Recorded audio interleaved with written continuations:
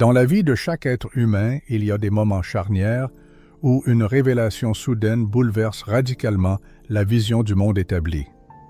Aujourd'hui, nous aborderons l'une des vérités les plus troublantes et les plus édifiantes concernant le domaine spirituel.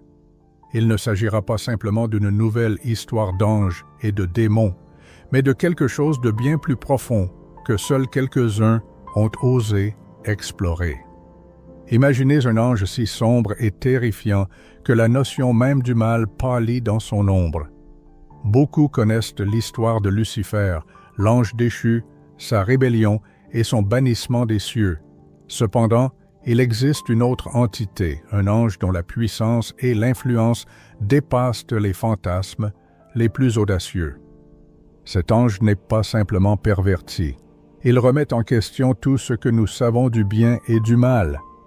Cette vérité est si choquante et si soigneusement dissimulée que la plupart des gens ignorent même son existence. Seuls quelques-uns osent la reconnaître, car elle révèle des aspects de l'ordre divin qui non seulement inspirent l'horreur, mais nous forcent aussi à reconsidérer tout ce qui nous a été enseigné. Avez-vous déjà pensé qu'il existe des forces bien supérieures à tout ce qu'on nous a raconté, des forces qui se cachent dans les recoins les plus sombres du monde spirituel, attendant l'horreur? Préparez-vous à un voyage qui transformera votre perception des anges et de la notion même du bien et du mal. Si vous êtes prêt à plonger dans les profondeurs de l'inconnu et à découvrir des vérités cachées que beaucoup préféreraient laisser secrètes, cette histoire vous fera douter de tout ce que vous saviez sur les anges et les démons. La vérité s'avérera bien plus choquante que vous ne pouvez l'imaginer. Alors, commençons notre voyage commun, la vérité choquante. Il existe un ange pire que le diable, et seuls quelques-uns connaissent son nom. Dans les pages des textes sacrés, on peut trouver des allusions cachées et des révélations secrètes, des énigmes qui agitent l'âme et enflamment l'imagination. Parmi elles se distingue la réalité immense et redoutable des armées célestes. L'Épître aux Hébreux lève le voile sur ce monde invisible, montrant qu'innombrables sont les légions angéliques, incalculables et éternelles, qui se tiennent devant le trône du Très-Haut, prêtes à servir avec une obéissance absolue, mais qui sont réellement ces créatures célestes. Quels secrets gardent-elles dans leur silence? Contrairement aux esprits des morts, les anges ne sont pas d'anciens humains. Le psaume 8 indique clairement que les hommes et les anges ont été créés selon des ordres d'existence totalement différents. L'homme a été créé de la poussière de la terre dans laquelle l'Esprit de Dieu a été insufflé, tandis que les anges ont été appelés à l'existence par un commandement divin, comme des êtres d'esprit et de flamme, créés pour accomplir des tâches sacrées dans le temps et l'espace. Imaginez-vous en présence d'un ange, non pas une simple créature de chair et de sang, mais l'incarnation d'une puissance et d'une détermination pure. Quel sentiment vous envahirait en plongeant votre regard dans le sien, en réalisant que vous êtes face à un messager du Créateur lui-même? Dans les textes bibliques, chaque fois que les anges se manifestent, les hommes sont saisis d'une crainte sacrée, tombent à genoux ou se couvrent le visage rempli de révérence. Cependant, il ne faut pas les adorer, car dans l'Apocalypse, au 22e chapitre, verset 9, l'Écriture dit « Adore Dieu, Dieu ». C'est un rappel que même l'ange le plus majestueux reste un serviteur et non la source première de la puissance divine. Mais tous ceux qui sont nés dans la lumière n'ont pas conservé leur fidélité à leur destinée. Dans les vastes annales de l'histoire céleste, tous les anges ne sont pas restés à leur place assignée. Bien que non liés par la matière et le temps et libres de la corruption, certains ont laissé la souillure pénétrer leur cœur. L'un d'eux, un chérubin doté d'une beauté et d'une sagesse céleste, a dépassé toutes les attentes, devenant quelque chose de véritablement horrible, non pas un simple rebelle, mais un trompeur de nations entières, Êtes-vous certain de savoir qui il est vraiment? Initialement, Dieu a déterminé la place de chaque ange, guidé par le dessein divin. De nombreux théologiens supposent que l'armée angélique est apparue dès le deuxième jour de la création, lorsque les cieux ont été créés et les eaux séparées. Parmi eux se distinguait un être d'une beauté frappante. Le chérubin protecteur, décrit dans le 28e chapitre du livre du prophète Ézéchiel, était orné de toutes sortes de pierres précieuses et marchait au milieu du feu céleste. Il était irréprochable dans toutes ses actions, jusqu'à ce que l'orgueil naisse dans son cœur. Rappelez-vous, avez-vous déjà ressenti de l'envie ou l'attrait de l'orgueil? Imaginez maintenant que vous êtes la créature la plus exaltée du ciel, cherchant à vous élever encore plus haut.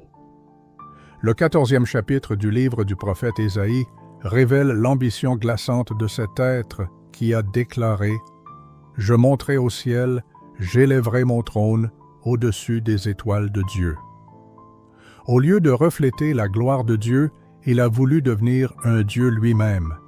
Ce désir pernicieux a tout empoisonné autour de lui. La Bible ne mentionne pas son nom originel, le nom Lucifer, qui signifie « porteur de lumière », n'apparaît que dans les traductions, comme un écho poétique de son ancienne splendeur. Cependant, l'important n'est pas son nom, mais ce qu'il est devenu. L'ange de lumière, autrefois radieux, s'est transformé en une ombre qui a éclipsé toutes les autres. Imaginez que vous vous trouviez au ciel en ce jour fatidique. Auriez-vous remarqué le changement dans ses yeux, annonciateur d'une rébellion imminente? Il n'est pas tombé seul, sa trahison s'est avérée contagieuse. Telle une flamme qui se propage, il a convaincu un tiers des étoiles, c'est-à-dire d'autres anges, de se joindre à sa rébellion. Le 12e chapitre de l'Apocalypse décrit vivement cette scène.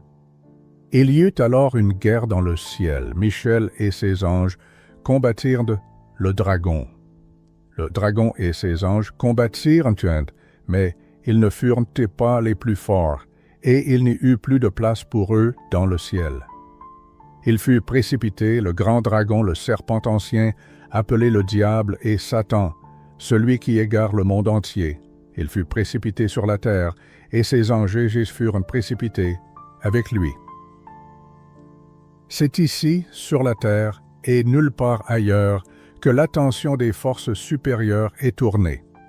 Demandons-nous, pourquoi précisément sur la terre?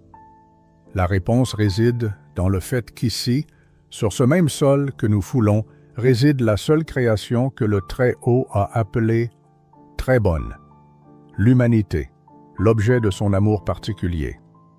Et voici que, dans le jardin d'Éden, le tentateur rusé, agissant par la tromperie, a frappé non pas avec une épée ou le tonnerre, mais par la suggestion, un murmure silencieux qui a déformé la vérité et semé le doute. En ce moment fatidique, le serpent, ayant pris cette forme, a d'abord trompé Ève et par elle, Adam. En conséquence, les portes de la mort se sont ouvertes avec un grincement terrible et le monde tel que nous le connaissons a été changé à jamais. Pouvons-nous ressentir tout le poids de ce moment décisif où toute l'histoire semblait retenir son souffle dans l'attente? Et pourtant, ce n'était que le début d'événements tragiques. Après son expulsion, l'ange déchu n'a pas abandonné ses desseins malveillants, il les a même intensifiés. L'apôtre Paul nous avertit dans la 2e épître aux Corinthiens, au 11e chapitre, verset 14. Satan lui-même se déguise en ange de lumière. Est-il possible que la voix qui nous semble réconfortante, logique et même divine soit en réalité une voix de tromperie et de mensonge? Pourrons-nous la reconnaître si nous l'entendons? Maintenant, le tentateur erre sur la terre, armé non de chaînes et de fer, mais d'influence, non de force brute, mais d'idées insidieuses. Son objectif principal est de détruire le lien entre l'homme et Dieu, d'embrouiller la vérité dans les filets du mensonge et de la tromperie, d'empêcher les gens de réaliser leur véritable essence en Christ et, peut-être le plus terrible, de nous faire oublier son existence même.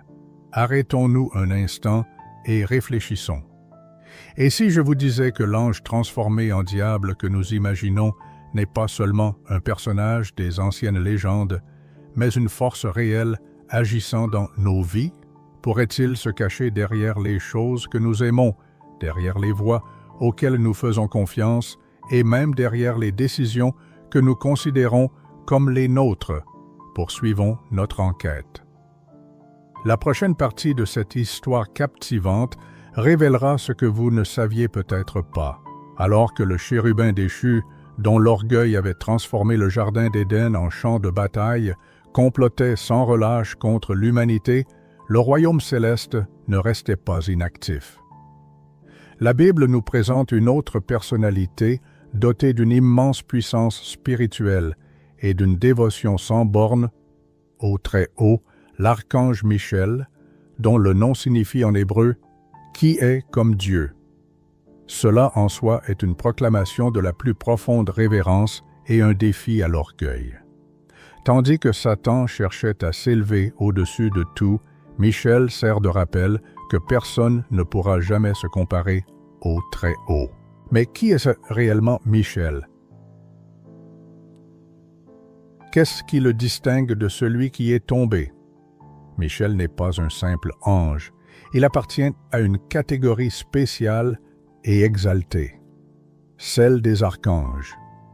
Dans la hiérarchie céleste, il occupe la position de leader et de guerrier, chargé non pas de transmettre des messages, mais de combattre. Le livre du prophète Daniel le décrit comme un grand prince, protégeant le peuple de Dieu dans les moments de dures épreuves. Sa présence se distingue non par la tendresse, comme celle de Gabriel, mais par la fureur, l'autorité et la détermination. Dans l'Épître de Jude, nous rencontrons un épisode mystérieux et rarement discuté. L'archange Michel s'oppose à Satan lui-même à propos du corps de Moïse. Imaginez cette scène. Deux forces colossales du monde spirituel se tiennent face à face au-dessus des restes du prophète. Cependant, Michel, bien qu'investi d'une immense autorité, ne recourt pas aux accusations ou aux malédictions. Il se contente de dire « Que le Seigneur te réprime ». Jude, chapitre 1er, verset 9. Pourquoi l'archange, guerrier céleste, s'abstient-il de réprimander directement Satan? La réponse est simple. La véritable autorité connaît sa source. La retenue de Michel n'est pas un signe de faiblesse, mais au contraire une preuve de sagesse. Dans un monde où l'orgueil a été la cause de la première chute, son humilité brille comme un rayon de lumière. Il laisse le droit de juger à Dieu seul, démontrant ainsi un exemple de révérence parfaite. Même les anges les plus élevés, ceux qui n'ont jamais succombé à la tentation, s'inclinent devant la grandeur du Seigneur.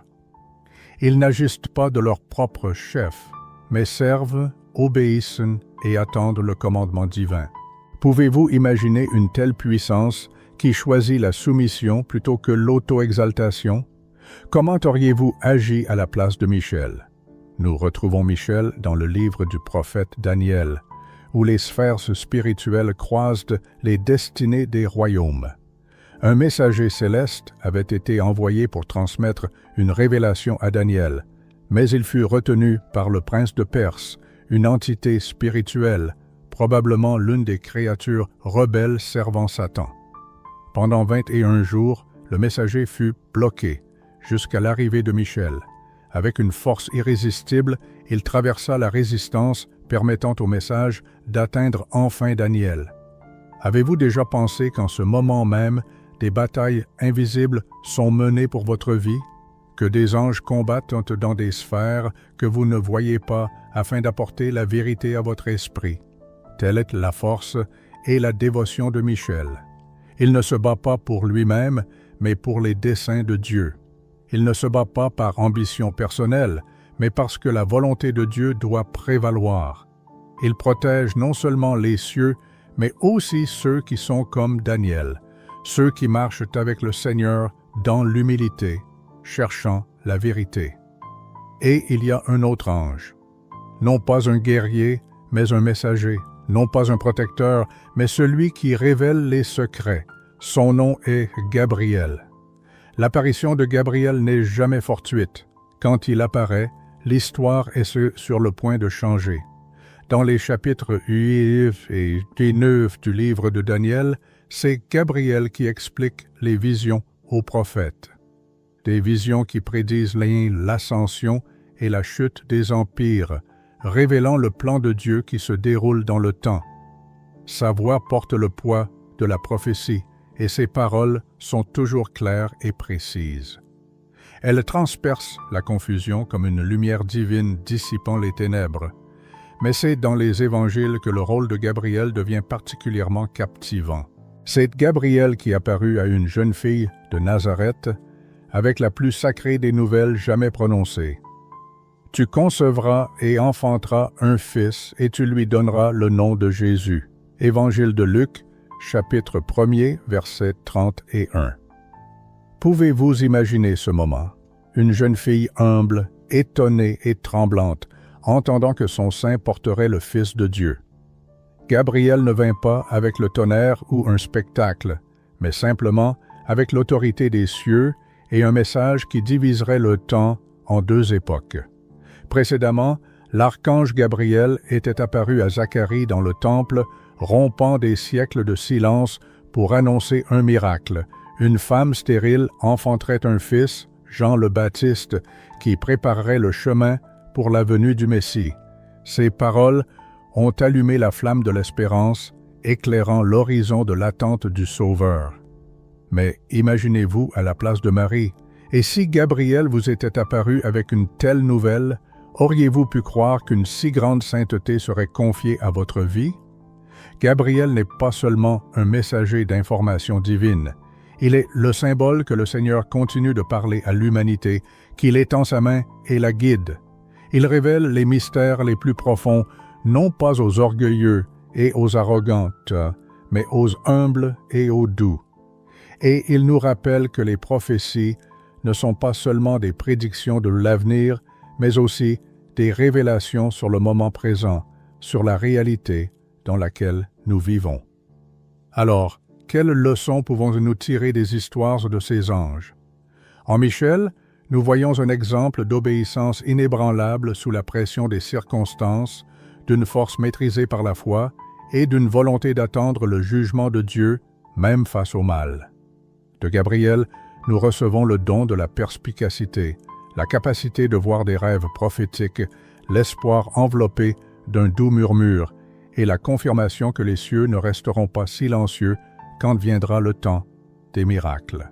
Et à travers les deux anges, il nous est rappelé que tous les anges ne se sont pas détournés de la lumière. Tous n'ont pas succombé à la tentation de l'orgueil.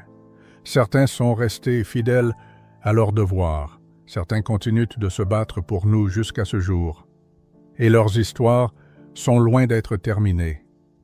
Mais que se passerait-il si je vous disais qu'il existe un autre ange, un dont le nom inspire l'effroi, dont le mystère est enveloppé de ténèbres et dont l'essence provoque une incompréhension qui dépasse même la peur de Satan, un dont la personnalité est faite capable d'ébranler les fondements même de nos conceptions du ciel et de l'enfer.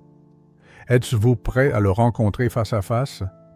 Dans les profondeurs du dernier livre de la Bible, au milieu des descriptions de fléaux, de sauts et de jugements, se cache le nom d'un autre ange, celui dont la plupart des gens n'ont jamais entendu parler, et encore moins n'osent chercher à le connaître.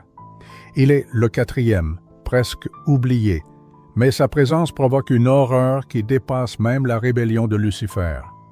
Son nom est Abaddon en hébreu et Apollyon en grec. Les deux noms ont la même signification, destruction, ou, ce qui est encore plus terrifiant, le destructeur. Il n'est pas une simple allégorie ni une idée abstraite. C'est une entité réelle, un ange dont le pouvoir ne vient pas du trône céleste, mais des profondeurs de l'abîme lui-même. Dans le 9e chapitre de l'Apocalypse, Au son de la 5e trompette, une scène terrifiante se déroule devant nous. Une étoile tombe du ciel sur la terre, mais ce n'est pas une étoile ordinaire. Cette étoile reçoit une clé qui ouvre les portes de l'abîme, un gouffre insondable de ténèbres. Pouvons-nous imaginer ce qui se cache sous le voile de tout ce que nous connaissons? Et si la clé qui ouvre les portes de ce royaume inconnu était déjà forgée et attendait son heure? Lorsque l'abîme s'ouvre, des volutes de fumée s'en échappent comme d'un immense four. Le soleil et l'air s'obscurcissent, plongeant dans les ténèbres. Et de cet abîme, ils apparaissent, des créatures décrites comme des sauterelles monstrueuses sans aucun rapport avec ce que la terre a jamais vu. Ce ne sont pas des créations de la nature, mais des êtres porteurs de tourments. Leur tâche est de causer de la douleur et non la mort à chaque homme qui ne porte pas le sceau de Dieu sur son front. Imaginez un monde où la souffrance submerge la terre comme une flamme dévorante, où il n'existe aucun refuge sûr, et où les tourments durent non pas quelques minutes ou jours, mais 5 mois entiers. Mais même ces créatures terrifiantes ont leur chef. La Bible nous révèle un fait étonnant. Elles avaient sur elles pour roi l'ange de l'abîme, nommé en hébreu Abaddon et en grec Apollyon, comme il est dit dans l'Apocalypse, chapitre 9, verset 11. Qui est ce roi sinistre? Est-ce que Satan lui-même? De nombreuses générations se sont posées cette question. Au cours de longs siècles de débats théologiques et de recherches savantes, des érudits ont tenté de déterminer si Abaddon n'était qu'un autre nom du diable ou s'il représentait une entité totalement différente, peut-être un ange déchu investi de l'autorité sur une sphère spécifique du jugement divin. Le texte sacré trace une ligne subtile mais importante. Alors que Satan est souvent appelé le dragon, le calomniateur et le trompeur, Abaddon ne nous est jamais présenté comme l'instigateur et la source de tout mal. Il apparaît plutôt comme un général commandant une force spécifique qui est libérée à un moment prédéterminé par le plan divin. Ce détail est crucial pour la compréhension. Abaddon n'agit pas de sa propre volonté. Ce n'est pas lui qui décide quand l'abîme s'ouvrira. Ce n'est pas lui qui en détient les clés. Il est contraint d'attendre. Quelqu'un doit lui donner la permission, et ce quelqu'un est Dieu lui-même. Réfléchissez un instant à cela. Quelle puissance cet ange doit-il posséder si même dans son élan destructeur, il se soumet au commandement divin?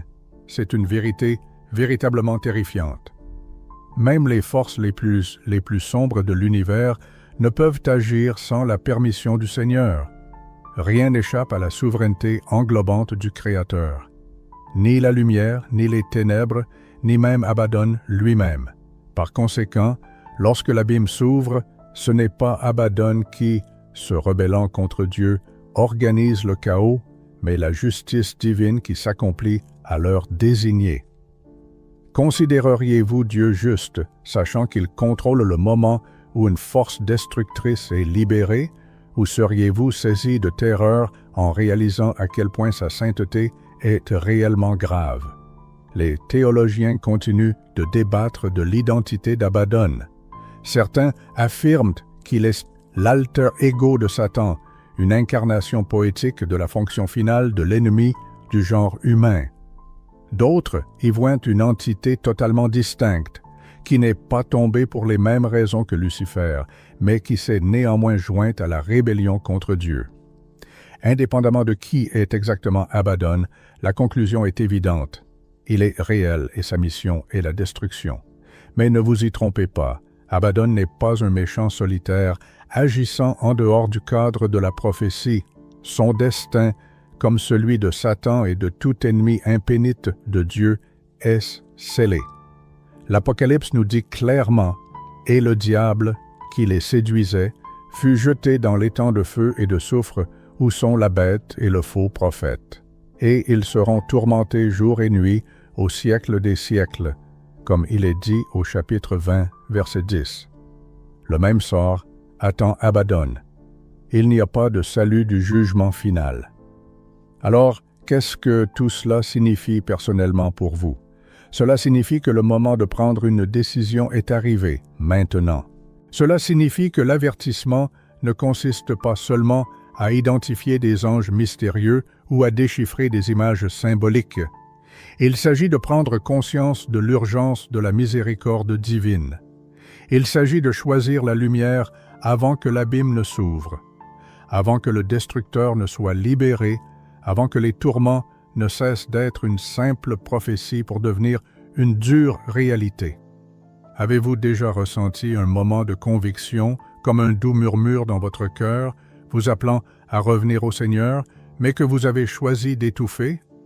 Et si ce murmure était le dernier appel, avant que la clé ne tourne dans la serrure? L'Écriture nous exhorte à ne pas courir après les ombres ou à débattre sans fin de l'identité d'Abaddon. Elle nous exhorte à nous réveiller, à nous repentir, à nous prosterner devant le seul nom capable d'accorder le salut. Car, aussi terrifiant qu'Abaddon puisse être, aussi redoutable que soient les créatures de l'abîme, il y a celui qui est au-dessus de tout. Jésus-Christ, l'agneau de Dieu, a déjà remporté la victoire sur le péché et la mort.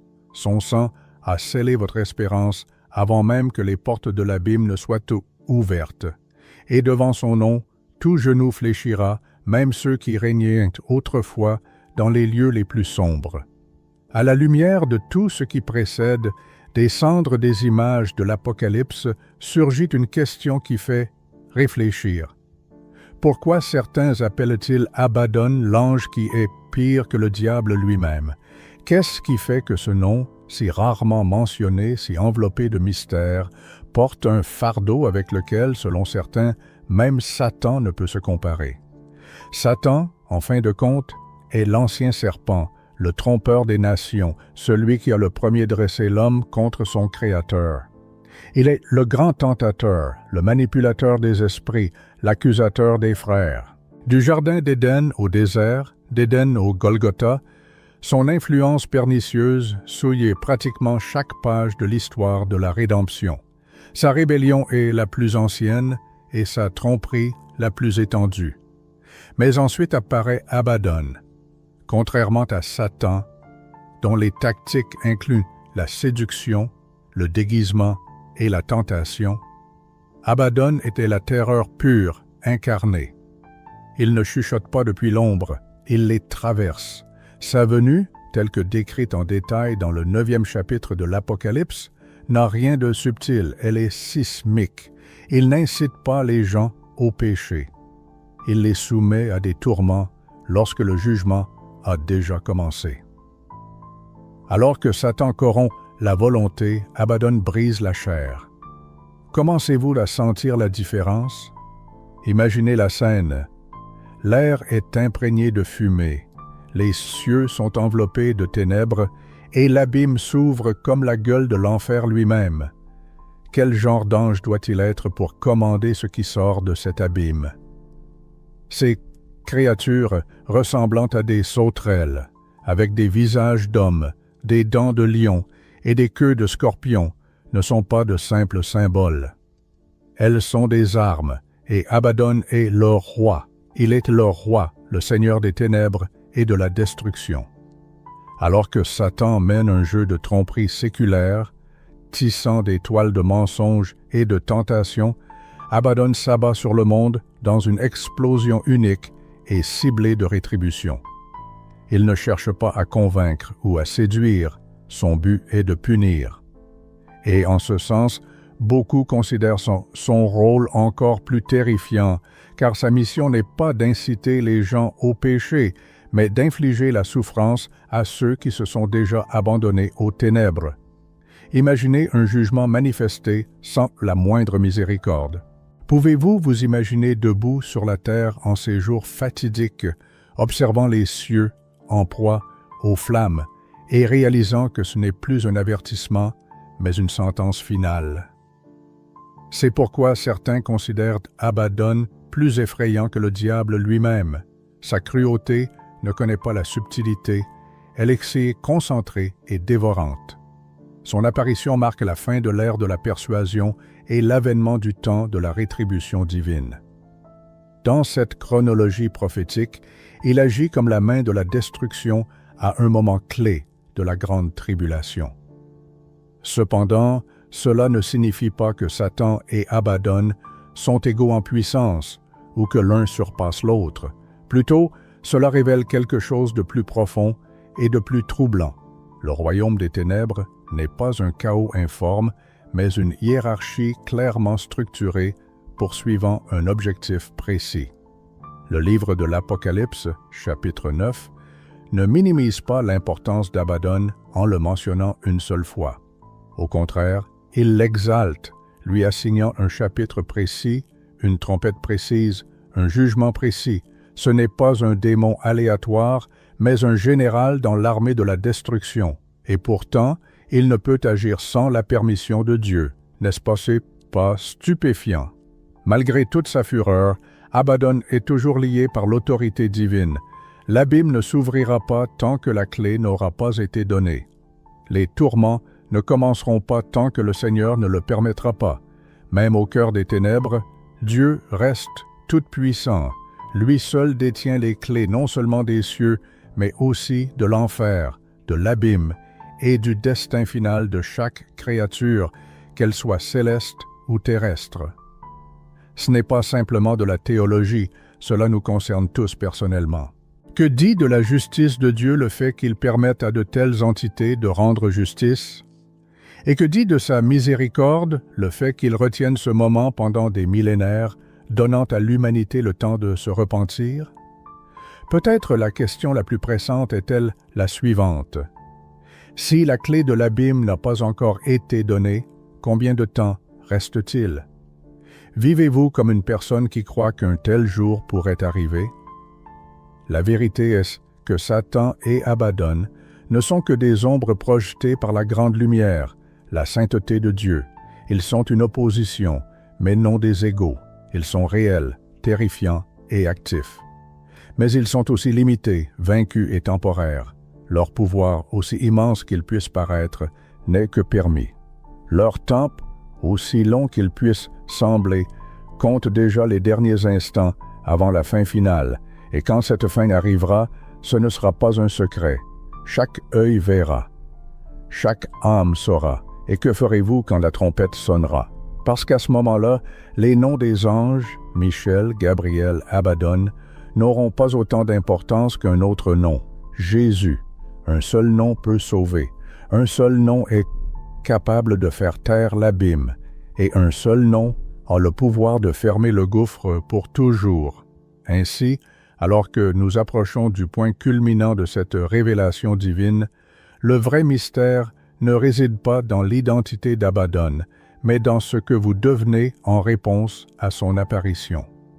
L'une des vérités les plus édifiantes et en même temps les plus réconfortantes contenues dans le récit d'Abaddon est qu'aucune force maléfique, même la plus terrifiante, ne peut échapper à la rétribution de Dieu. L'histoire d'Abaddon n'est pas seulement un récit de destruction, c'est un rappel prophétique que toutes les forces des ténèbres, même celles qui brillaient autrefois devant le trône du Très-Haut, sont toujours soumises à l'autorité divine. L'abîme ne s'ouvre pas par la volonté d'Abaddon, mais seulement lorsque le Seigneur en donne la clé. Y avez-vous déjà réfléchi? Le gouffre même des souffrances, le cachot le plus sombre du monde spirituel, est solidement verrouillé et la clé n'appartient ni à Satan, ni à aucun ange déchu, mais à Dieu. Cette seule vérité nous donne une idée complète de qui est réellement le souverain suprême.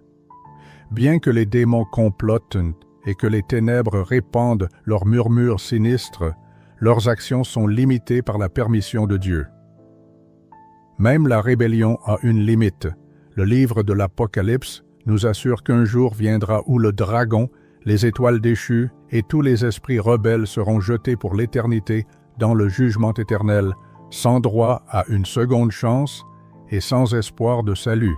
L'étang de feu n'est pas une simple métaphore, c'est une destination réelle qui attend non seulement Satan, mais tout esprit qui résistent à la volonté du Créateur. Cependant, dans cette effrayante certitude réside aussi une profonde consolation pour ceux qui croient en Dieu. De la Genèse à l'Apocalypse, la souveraineté suprême de Dieu n'est pas une simple remarque secondaire, mais un thème central.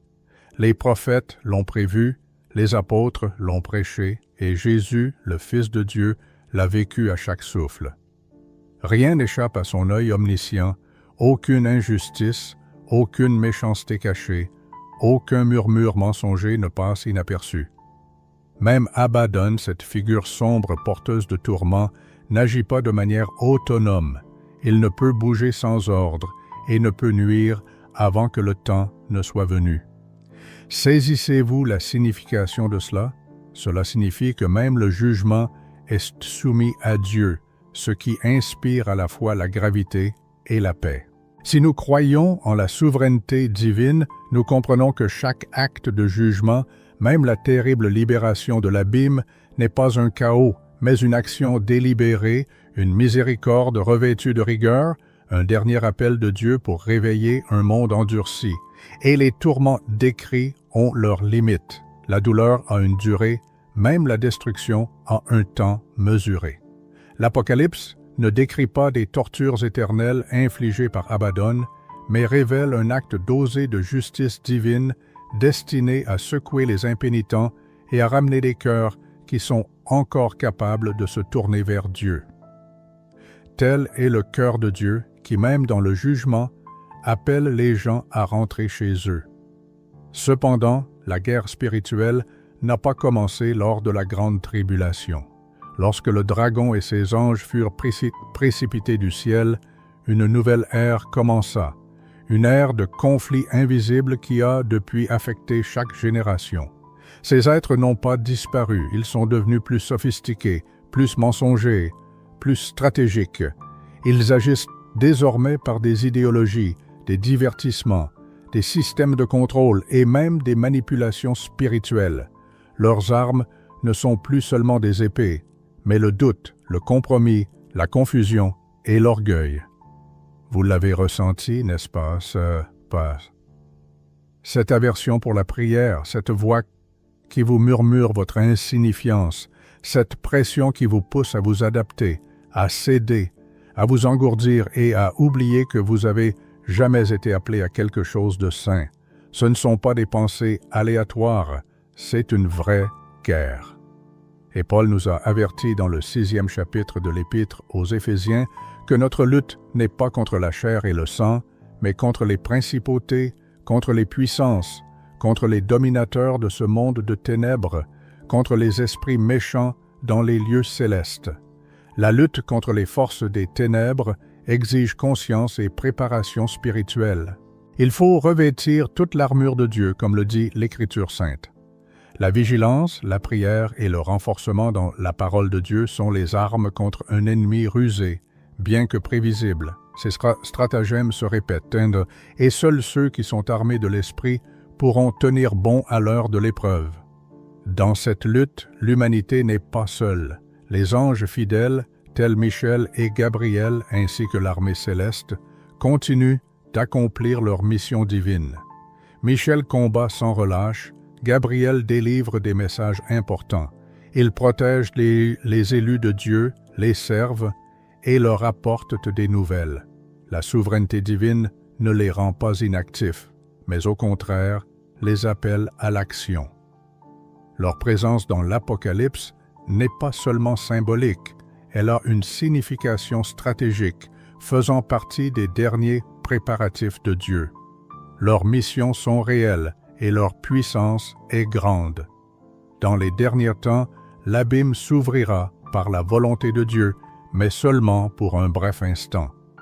Alors Abaddon se lèvera, menant une armée de destruction jamais vue auparavant.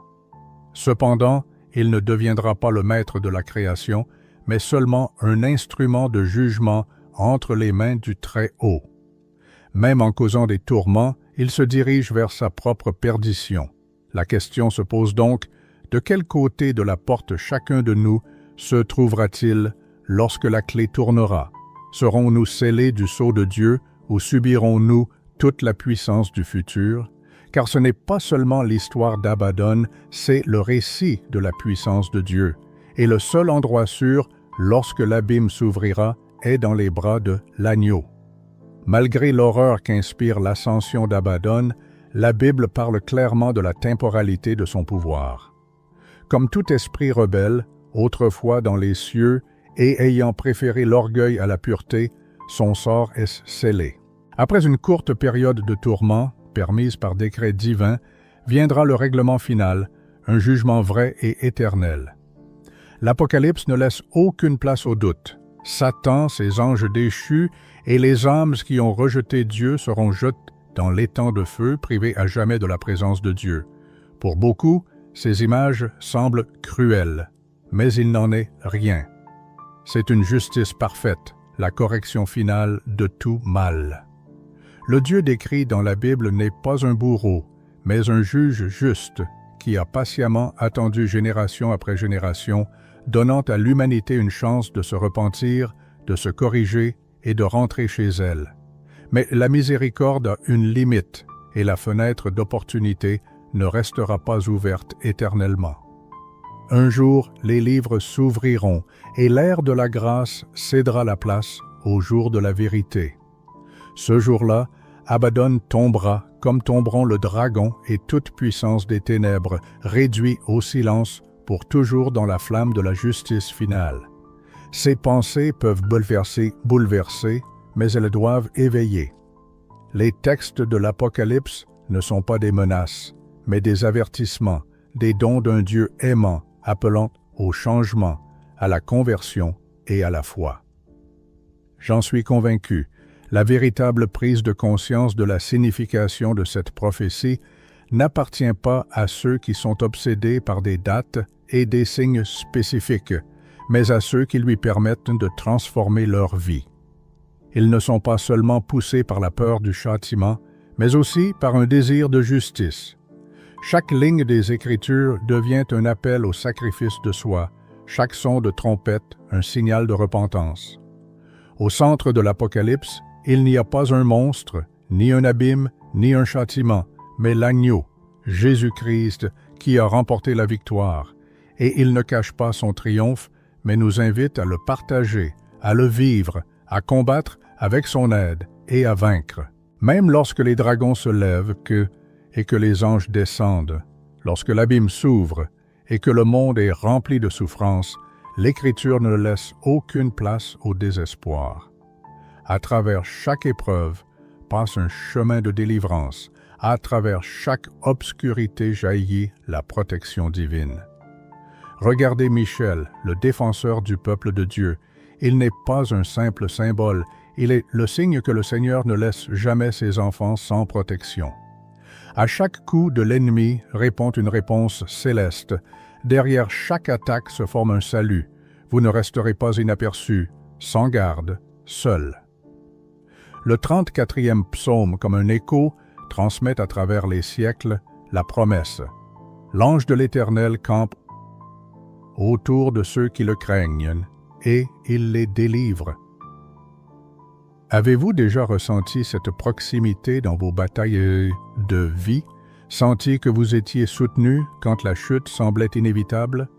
Les temps à venir peuvent apporter des bouleversements, les derniers jours peuvent révéler au monde des horreurs inédites. Mais la parole de Dieu ne vous laisse pas sans espoir. Même au temps du jugement, sa miséricorde se manifeste, même dans le châtiment, son amour ne s'éteint pas. Sa main toute puissante utilise la souffrance comme un instrument de croissance spirituelle, d'éveil et de salut. Alors, quelle est votre réponse? Votre vocation n'est pas simplement de survivre aux prophéties, mais de les vivre avec foi. Votre tâche n'est pas de comprendre tous les mystères, mais de suivre le chemin de l'obéissance.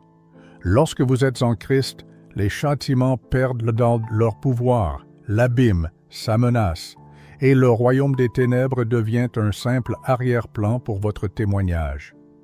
Oui, l'ennemi ne dort pas, mais le berger est toujours là. Oui, les temps se sont troublés, mais le regard de Dieu ne se détourne jamais de vous. Revêtez l'armure de la foi, ouvrez l'Écriture sainte, cherchez le Seigneur tant qu'il peut être trouvé. Car aussi sombres que deviennent les ténèbres, ceux qui suivent le Christ ne resteront jamais seuls. Les histoires bibliques ne sont pas de simples pages poussiéreuses ou d'anciennes prophéties. Ce sont des révélations vivantes, destinées à pénétrer le présent et à éclairer l'invisible. Chaque récit, qu'il s'agisse du triomphe angélique ou de la rébellion démoniaque, sert d'avertissement divin non seulement sur ce qui fut ou ce qui est à venir, mais aussi sur ce qui se passe en ce moment même dans les profondeurs de votre âme. Vous êtes-vous déjà demandé si le serpent du jardin d'Éden avait cessé de parler? Cette même voix qui, jadis, a instillé le doute dans le cœur d'Ève, continue de résonner à travers le temps, semant la confusion quant à l'essence de Dieu, déformant ses paroles et détournant l'humanité de son Créateur. Cette lutte ne se déroule pas seulement au-delà de notre perception, mais aussi à l'intérieur de notre esprit. Vos pensées deviennent la ligne de front. Bien que cette guerre soit spirituelle, le champ de bataille se trouve dans la sphère mentale. C'est pourquoi les Saintes Écritures nous appellent à renouveler notre intelligence, comme il est dit dans l'Épître aux Romains, chapitre 12, verset 2, à nous revêtir de la vérité comme d'une armure et à diriger la lumière de la parole sur chaque ombre de tromperie. Quel que soit le nom que se donne l'adversaire, Lucifer, Abaddon ou un autre, sa stratégie reste inchangée, affaiblir la foi en la parole de Dieu et s'emparer de la direction de votre adoration. Mais que se passe-t-il lorsque vous reconnaissez cette tactique? Et si vous cessiez d'écouter le mensonge et commenciez à vous affermir dans la vérité? Lorsque votre cœur est profondément enraciné dans les promesses de l'Écriture et que votre esprit est en unité avec le Saint-Esprit, l'ennemi ne trouve aucune opportunité de pénétration. Il prospère dans la confusion, mais fuit la clarté. Il se nourrit de compromis, mais se fane devant l'obéissance. Jésus-Christ nous a personnellement exhortés à prier, à être vigilants et à rester sur nos gardes, afin de ne pas être pris au dépourvu par les ruses insidieuses des ténèbres. Ce ne sont pas de simples conseils, mais des directives vitales. Plus votre lien avec la voix du Saint-Esprit est profond, mieux vous serez préparé à discerner les illusions qui égarent si facilement le monde. Et malgré toute la cruauté de l'opposition spirituelle, il nous est rappelé une vérité inébranlable. Rien ni personne ne peut surpasser le Christ. Ni ange, ni démon, ni ombre ne peuvent détruire la volonté de Dieu en ceux qui gardent la foi. Vous êtes-vous déjà demandé quel rôle les anges joueraient lors du retour du Christ?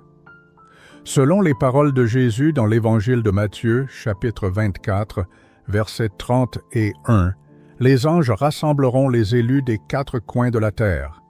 Le livre de l'Apocalypse répète cette image avec une force particulière. Ils ne sont pas seulement les messagers de Dieu, mais aussi ses moissonneurs, ses guerriers et ses témoins. Dans les derniers temps, ils apportent la rétribution, proclament l'Évangile et soutiennent les saintes. Ils ne sont pas des artefacts oubliés d'anciennes légendes, mais des représentants actifs du royaume vivant. Et même l'apparition terrifiante d'Abaddon sert un but sacré, nous rappeler que tout se déroule selon le plan de Dieu. Même la destruction est soumise à la permission divine. Même les tourments n'échappent pas au temps sacré. La fin des temps n'est pas le résultat du chaos, mais est gouvernée par le roi assis sur le trône. Ni l'abîme, ni l'orgueil de Lucifer, ni l'horreur des exécutions ne peuvent renverser la grandeur du Père. Pour ceux qui croient et font preuve de patience, une transformation est réservée. Nous ne serons pas engloutis, mais glorifiés. Les révélations prophétiques ne doivent en aucun cas paralyser les croyants par la peur. Leur but est d'éveiller le désir de sainteté, l'élan vers le divin, en rappelant que l'existence terrestre n'est qu'une préparation au royaume de lumière. Les Écritures ne masquent pas l'obscurité, mais au contraire, l'exposent à la vue de tous, non pour instiller l'horreur, mais pour le triomphe de la vérité. Chaque histoire d'ange déchu sert de reflet des conséquences de l'orgueil, du prix de la rébellion et du danger de la désobéissance. Et chaque mention de la miséricorde du Seigneur est une porte ouverte, invitant à la restauration. Cet avertissement et cet appel sacré résonnent de génération en génération. Les signes des temps deviennent de plus en plus évidents. La lutte spirituelle s'intensifie, mais la voix du Christ résonne encore plus fort, et son message est immuable. Ne perdez pas votre vigilance, ne vous laissez pas aller au sommeil, tenez bon dans la foi, car quiconque reconnaît Jésus comme Seigneur et demeure en lui, marche sous la bannière de l'agneau et remporte la victoire par le sang de l'agneau et la parole de son témoignage, comme il est dit dans l'Apocalypse 12:11. Que cette vérité pénètre au plus profond de votre cœur. Les anges, sans aucun doute, possèdent une puissance, leur bataille ébranle les cieux, mais seul Dieu est illimité dans sa gloire. C'est pourquoi l'adoration doit lui être exclusivement adressée. C'est ce que Lucifer n'a pas pu comprendre. L'autorité suprême appartient au Créateur et non à la création. Et si la tentation surgit de magnifier le surnaturel, que cela soit un rappel. Même les anges se prosternent devant Dieu et nous devons suivre leur exemple. L'histoire d'Abaddon, le redoutable destructeur de l'Apocalypse, des vaillants Michel et Gabriel, ainsi que de la grandeur déchue de Satan lui-même, n'est pas une simple légende ancienne, c'est un miroir divin, une carte spirituelle qui nous invite avec insistance à explorer notre propre chemin dans le grand récit des cieux et de la terre. Ces histoires, d'une portée cosmique, revêtent une profonde signification personnelle, nous rappelant que la vigilance n'est pas simplement un aspect souhaitable de la vie chrétienne, mais une partie intégrante.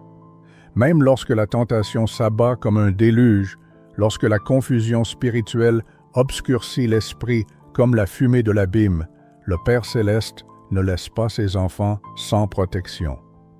Il ne condamne pas son peuple à lutter dans les ténèbres. Il envoie son Fils unique non seulement pour prêcher et guérir, mais aussi pour sauver l'humanité des griffes acérées de la mort. Sur la croix, le Christ brise le pouvoir des ténèbres, et par sa résurrection, il prouve que la mort, l'arme la plus redoutable de Satan, n'a plus de pouvoir sur les croyants. Réalisez-vous toute la profondeur de cette vérité? La bataille ne fait pas que se dérouler, elle est déjà gagnée. Les portes de l'enfer peuvent encore s'ouvrir de manière menaçante, mais leurs fondations ont déjà été fissurées. Du début de la Genèse à l'Apocalypse, l'Écriture sainte entonne un chant unique, le chant de la rédemption. Même au milieu du jugement à venir, même dans les récits d'anges terrifiants et de batailles des derniers jours, un fleuve de grâce coule sans relâche. Dieu, constamment à la recherche de ses enfants, offre sans cesse la réconciliation et invite inlassablement à la sainteté. Dans cette œuvre sacrée, les anges jouent un rôle particulier, non pas comme des divinités à adorer, mais comme des messagers, des guerriers, des gardiens et des conducteurs de la volonté divine. Certains anges ont choisi la fidélité, tandis que d'autres ont préféré la voie de la rébellion. Et maintenant, nous avons aussi un choix. Contrairement aux anges, nous ne sommes pas des créatures célestes, mais nous portons en nous ce qu'ils ne peuvent qu'admirer. L'image de Dieu et la rédemption acquise au prix du sang de l'agneau.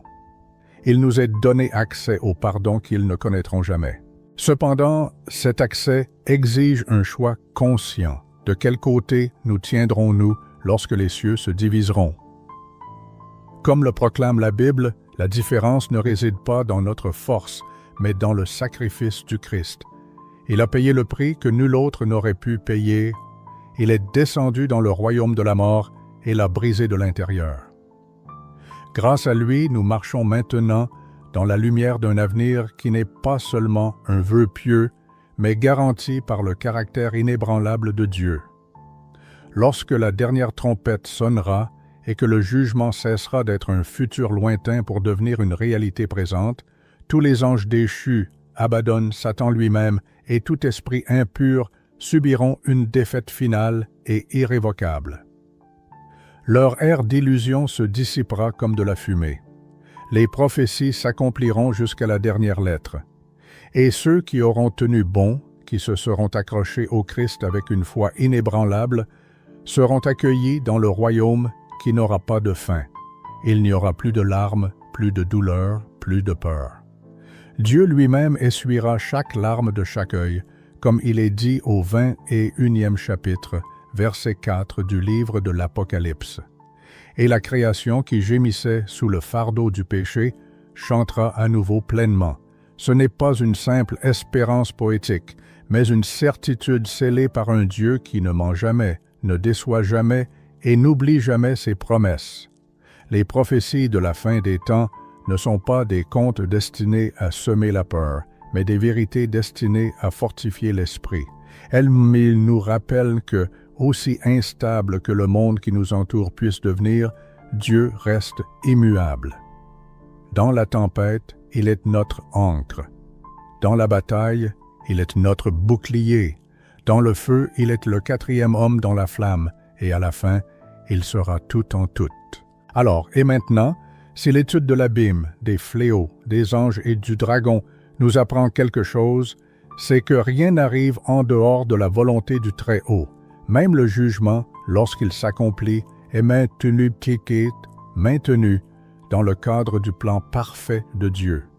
Cela seul nous donne le courage d'affronter tout ce qui vient.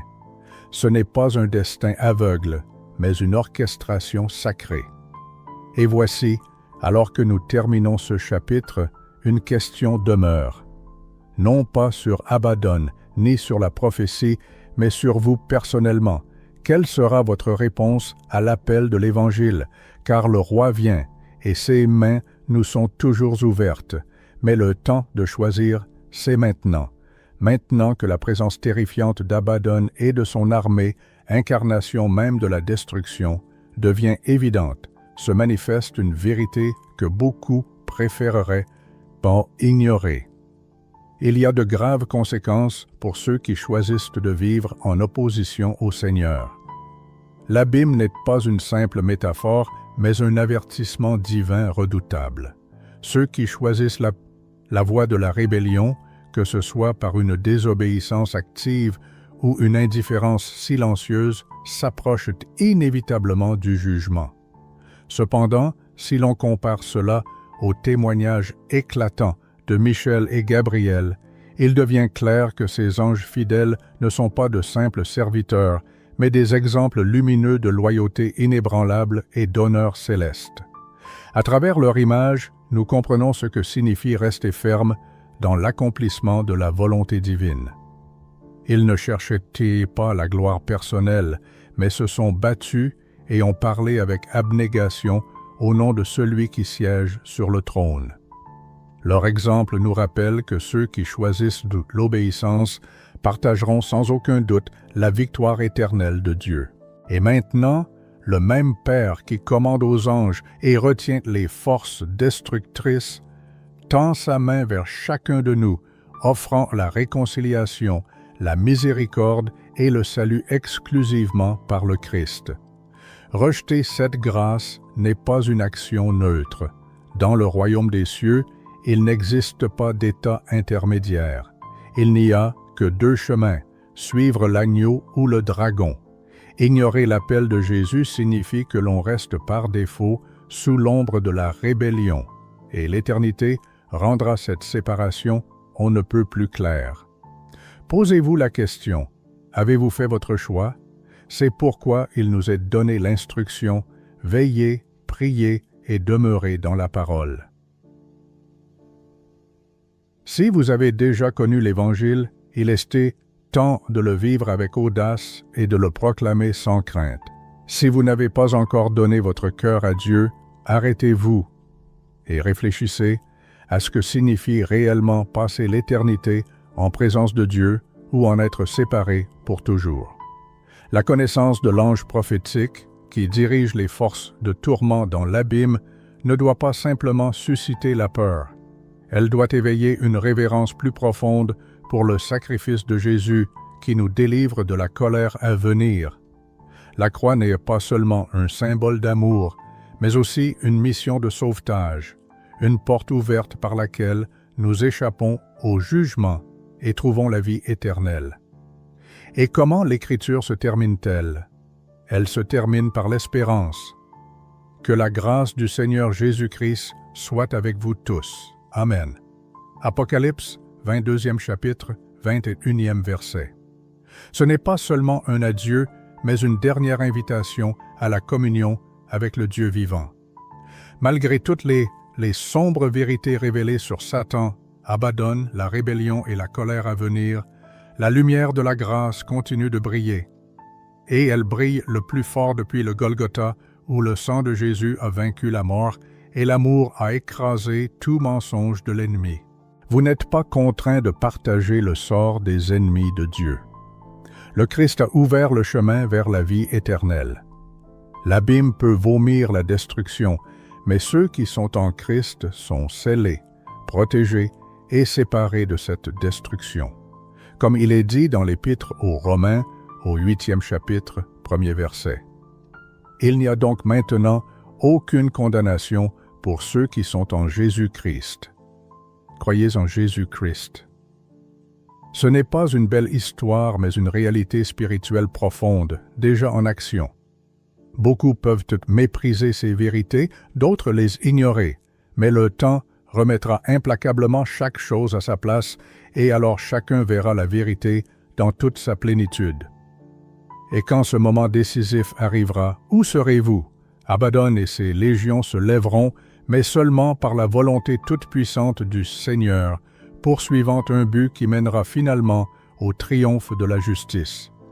Et tandis que l'horreur saisira les cœurs des rebelles, ceux qui sont marqués du sceau du Saint-Esprit et justifiés par la foi, se réuniront avec l'agneau de Dieu en sécurité du jugement à venir et accueillis dans la gloire céleste. Alors, c'est maintenant le moment de faire votre choix, pas demain, pas plus tard, mais maintenant, au milieu des tentations et des épreuves quotidiennes, caractéristiques des derniers temps, notre refuge reste inchangé, les bras d'un Père aimant, et dans l'éternité, nous ne serons pas seuls. Nous serons entourés d'une sainte armée d'anges apportant non pas la terreur, mais la paix. Ils se réjouiront avec nous alors que nous adorerons le Roi dans la plénitude de sa présence, loin de tout mal, enveloppé de l'éclat d'une joie céleste. C'est une promesse inébranlable, c'est notre espérance, c'est l'avenir pour quiconque choisit le chemin du Christ aujourd'hui. Quelle conclusion devons-nous tirer de tout ce que nous avons appris? De l'histoire d'Abaddon, des anges déchus, du triomphe de l'agneau et du jugement imminent. Tout d'abord, nous sommes appelés non pas à l'indifférence, mais à la vigilance et à une fidélité inébranlable. La guerre spirituelle, décrite avec tant de vivacité dans les Saintes Écritures, n'est pas un mythe lointain, ni une métaphore poétique à admirer à distance. Elle se déroule en ce moment même, autour de nous, en nous, et parfois même à travers nous. Chaque jour, des forces invisibles mènent une lutte acharnée pour notre attention, notre dévotion et notre destinée éternelle. L'apôtre Paul ne parlait pas d'hypothèse lorsqu'il écrivait dans son épître aux Éphésiens, au 6e chapitre. « Revêtez-vous de toutes les armes de Dieu, afin de pouvoir tenir ferme contre les ruses du diable. Cette bataille est réelle, et sans toutes les armes de Dieu, nous restons sans défense. Mais avec elle, avec la vérité, la justice, la paix, la foi, le salut et l'épée de l'esprit, nous ne sommes pas seulement solidement protégés, mais aussi prêts à repousser les forces des ténèbres. Deuxièmement, nous ne devons jamais oublier que, quelle que soit la puissance de l'ennemi, il reste soumis à la souveraineté de Dieu Tout-Puissant. Abaddon, ce destructeur, ne peut agir sans la permission divine. Satan, ce rusé trompeur, ne peut faire un seul pas sans la connaissance de Dieu. tout esprit déchu tremble sous le poids de l'autorité divine. Cette vérité inébranlable doit non seulement nous consoler, mais aussi nous inspirer une confiance inébranlable. Cela signifie que nos épreuves ont leurs limites, nos souffrances, leur but et nos tentations, leur issue. Comme il est dit dans l'Épître aux Romains, au 8e chapitre, 28e verset, Dieu fait concourir toutes choses au bien de ceux qui l'aiment. Troisièmement, le livre de l'Apocalypse indique clairement l'issue de cette grande bataille. À la fin du chemin, il n'y a aucune incertitude. Satan, Abaddon et tous les partisans de la rébellion seront jetés pour l'éternité dans l'étang de feu, privés à jamais de la présence de Dieu. Et ceux qui ont fait confiance au Christ auront un destin tout autre, un destin rempli de lumière, de guérison et d'une joie qui dépasse toute imagination. Il n'y aura plus de larmes, plus de nuit, plus de guerre. Seulement la paix éternelle de la présence du Créateur qui n'a jamais cessé de vous chercher. La quête de partisans de la foi, telle est la tâche qui incombe à chaque croyant. Cette promesse éternelle n'est pas donnée pour nous plonger dans un état de sérénité, mais pour allumer dans nos cœurs le feu de la détermination et la conscience de l'urgence du moment.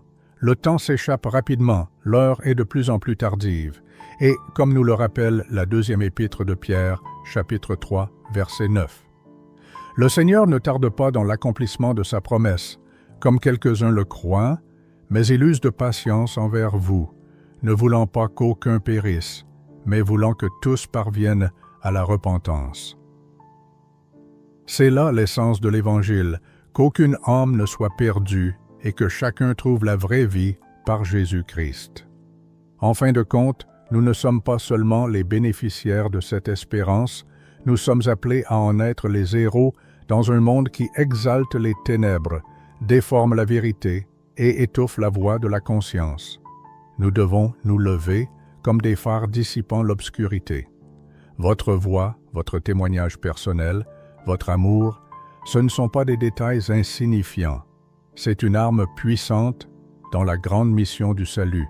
Portez la parole de Dieu avec audace, vivez avec compassion et que votre foi brille d'une nouvelle force.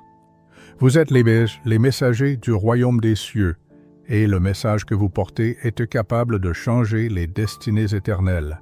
Chaque matin, en vous réveillant, rappelez-vous que vous faites partie d'une histoire grandiose, d'un récit divin qui se déroule selon le dessein du Très-Haut.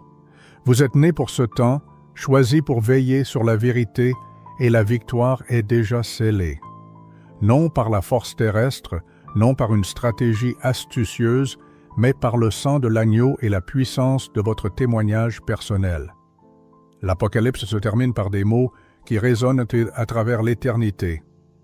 Que la grâce du Seigneur Jésus-Christ soit avec vous tous. Amen. Apocalypse, 22e chapitre, 21e verset. Que cette grâce descende sur vous, vous guide sur le droit chemin et transforme votre vie. Tandis que nous attendons ce jour où la foi prendra des formes visibles et où le temps cédera la place à l'éternité, courons avec patience et persévérance le chemin qui nous est assigné. Ne détournons pas nos regards de Jésus, le chef et le consommateur de notre foi. Relevons nos esprits enracinés dans la vérité et remplis d'une détermination ardente. La croix a proclamé, le tombeau est vide, le roi vient. Et jusqu'à son retour, tenez bon, veillez, brillez d'une lumière éclatante et vivez dans la sainteté. Amen.